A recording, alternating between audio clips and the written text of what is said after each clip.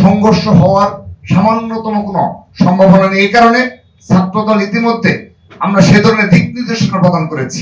ছাত্রদল সেই ফাঁদে পা দেবে না এবং সেগুলো তারা নিবৃত্ত করবে। আমরা ইতিমধ্যে এই বিষয়টি স্পষ্টভাবে লিখিত বক্তব্যেই স্পষ্ট করেছি যে শান্তি ও সম্প্রীতির এক অনন্য নজির আমরা স্থাপন করলাম।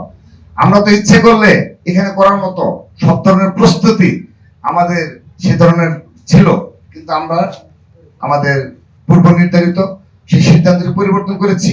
কিন্তু এখানে একটি বিষয় বলতে যাচ্ছি যে জনদুর্ভোগ হবে এটা তো আমরা দায়ী নই। কারণ হলো আমাদের শহীদ মিনার আমরা নিয়েছিলাম যে জনদুর্ভোগ যেন না হয়, এবং আমাদের যে লক্ষাধিক নেতাকর্মী আসবে তারা তো এই স্পেস গুলো মানে ভরে যাবে।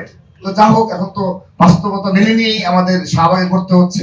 এখানে আমি আরেকটি বিষয় বলছি, সোহরাওয়ার্দী উদ্যানে আমরা আজকে আপনাদের এই সাংবাদিকদের মাধ্যমে দৃষ্টি আকর্ষণ করছি, আমরা সোহরাওয়ার্দী উদ্যান কর্তৃপক্ষের সাথে যোগাযোগ করেছি, কিন্তু সেখানে আমরা চাচ্ছি যে আমাদের যে বাসগুলো আসবে, সারা দেশ থেকে যে যানবাহনগুলো আসবে, আমরা যেন এই মৎস্য ভবন হয়ে সোহরাওয়ার্দী উদ্যানে আমরা যেন আমাদের যানবাহনগুলো রাখতে পারি, সেই ব্যবস্থা যেন সোহরাওয়ার্দী উদ্যান কর্তৃপক্ষ করে।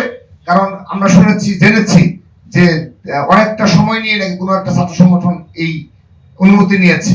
তো আমাদের এখানে সংঘর্ষ হওয়ার সামান্যতম কোনো সম্ভাবনা নেই। এই কারণে ছাত্রদল ইতিমধ্যে আমরা সে ধরনের দিক নির্দেশনা প্রদান করেছি এবং আমরা অবগত করেছি যে ওই রাস্তা পরিহার করে যে যে এনসিপি যে বাসগুলো নিয়ে আসবে কিংবা যানবাহনগুলো ঢুকবে, তাদের সাথে সামান্যতম কোনো প্রকার কোনো তারা যদি দুর্ব্যবহার করে উস্কানিমূলক কর্মকাণ্ড করে, ছাত্রদল সেই ফাঁদে পা দেবে না এবং সেগুলো তারা নিবৃত্ত করবে। সবাইকে ধন্যবাদ।